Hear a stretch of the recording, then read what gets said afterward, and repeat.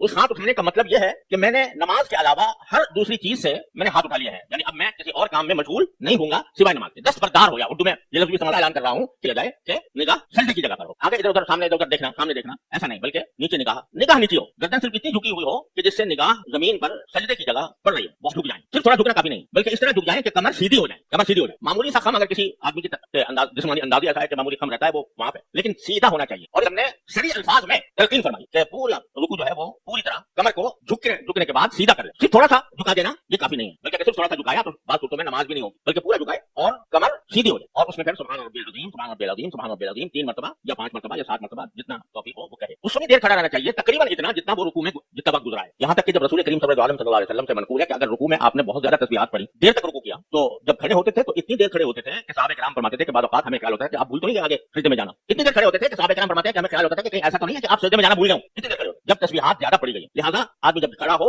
तो फौरन सजदे में न जाए खड़े होकर, बल्कि इतनी देर ठहरे जितनी देर वो रुकू में रहा या उसके लगभग करीब। यह है सही तरीके, खुजू है सारा। अगर इसमें कोई कमी हो रही है तो खुजू में कमी हो रही है, और उसके बाद जब पेशानी टिकना भी जरूरी और नाक का टिकना भी जरूरी, पेशानी भी टेके नाक भी, और वहां पर भी इत्मीनान के साथ सजदा इस तरह करे कि कमर वो ढलान के साथ सीधी हो जाए, यानी मुतमईन हो जाए इत्मीनान के साथ। ये मैं इसे कह रहा हूं कि बसा औक़ात हम लोग नमाज पढ़ते हैं तो नमाज पढ़ने में रुकू में गए, बस एक इशारा हो गया रुकू का, कमर सीधी नहीं हुई, और फिर खड़े हुए तो फौरन खड़े हो गए, और खड़े होकर भी पूरी तरह इत्मीनान नहीं हुआ था कि झट सजदे में चले, और बस एक पेशानी टिकाई और फिर फौरन सुभान रब्बियल जल्दी पढ़ के वो एकदम से फिर दूसरे मुकादमे में आ गए। सजदे के बाद सजदे में होना ये चाहिए कि ये हाथ की उंगलियां बराबर हो, मिली हुई हो। ये समझ लो कि रुकू के अंदर जब आदमी घुटने पर हाथ पकड़ता है, घुटने को पकड़ता है हाथ का, तो उसमें उंगलियां फैली हुई होनी। फिर जब सजदे में जाता है तो उंगलियां मिली हुई हो और वो जमीन के ऊपर टिकी हुई हो, और सजदे के अंदर सुभान रब्बियल आला, सुभान रब्बियल आला 3 मरतबा 5 मरतबा 7 मरतबा जितना भी अल्लाह ताला तौफीक दे वो उतनी करे। इस हालत में कहे कि इत्मीनान हो गया हो सजदे में जाकर, जल्दबाजी में सजदा ना करे बल्कि इत्मीनान हो गया। चलो 3 मरतबा ही कह लो, लेकिन सजदे को सजदे की तरह अदा करो कि सजदे भी, पेशानी भी, नाक भी टिकी हुई हो और कमर जो है वो मुतवाजिन हो, और पांव पीछे खड़े हों इस तरह कि उनकी उंगलियां